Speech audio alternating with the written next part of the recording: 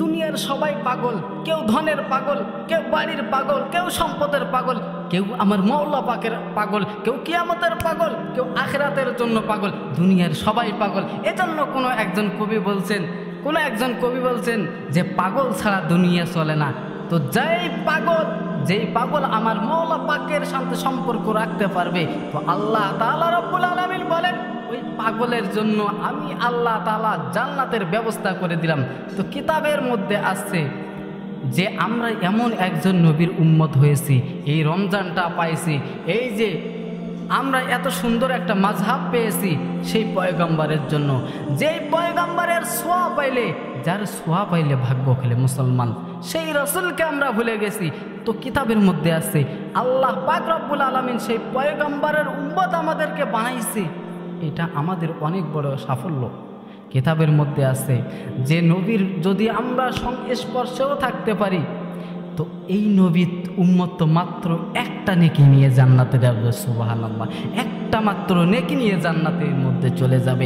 এরকম অন্য কোনো নবীর উম্মতের জন্য এত বড় পাওয়ার ছিল না, কিন্তু আল্লাহ তাআলা এই পাওয়ারটা, এই মর্যাদা দিয়েছেন একমাত্র আমার পয়গম্বরের জন্য। বিধায় আমরা সেই পয়গম্বরকে ভুলে গেছি। তো সেই পয়গম্বরের যদি সংস্পর্শেও থাকতে পারি, সেই পয়গম্বরকেও যদি আমরা মহব্বত করে চলতে পারি, তাহলে কাল কিয়ামতের ময়দানে রাসূল আমাদের জন্য সুপারিশ করবে। কাল কিয়ামতের ময়দানে, সেই কিয়ামতের ময়দানে যেদিনে আমার সন্তান আমার কাজে আসবে না, আমার পিতামাতা আমার কোনো কাজে আসবে না, আমার ভাই আমার কাজে আসবে না, আমার বোন আমার কোনো কাজে আসবে না, সেই দিন সমস্ত পয়গম্বর পর্যন্ত ইয়া নফসি ইয়া নফসি ইয়া নফসি বলবে। কিন্তু কাল কিয়ামতের ময়দানে সেই কঠিন মুহূর্তে আমার পয়গম্বর, আমার নবীজি জনাবে রাসূলুল্লাহ সাল্লাল্লাহু আলাইহি ওয়াসাল্লাম সেই দিন বলবে ইয়া নফসি বলবে না, সেদিন আমার পয়গম্বর বলে ইয়া উম্মতি।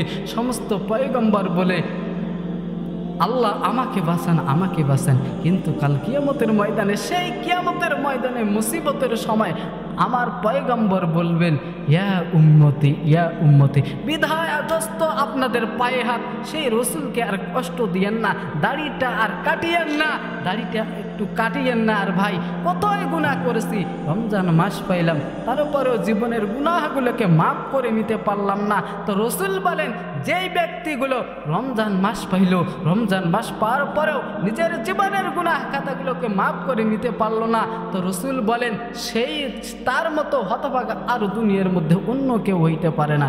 আল্লাহ তাআলা রব্বুল আলামিন আমাদেরকে রমজানের বিধিবিধানগুলো মানে আল্লাহ তাআলা সন্তুষ্ট অর্জন করার তৌফিক দান করুক। ওয়া আখিরু দাওয়ানা আলহামদুলিল্লাহি রাব্বিল আলামিন।